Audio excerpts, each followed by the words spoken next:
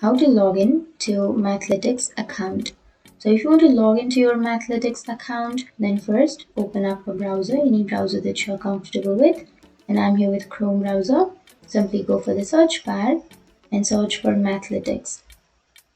Once you've searched, go for the first search, which is Mathletics sign in, so that it will directly take you to the sign in page. So now to sign into your account, first you need to enter your username or your email address on the first blank. And once you enter your email address, you need to enter your password that you have used while creating your account. And after entering that, if you don't remember your password, then you can go for forgot password so that you can reset or recover your password.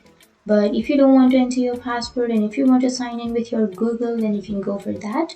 Or you can sign in with your Office 365, or you can also sign in with NSW.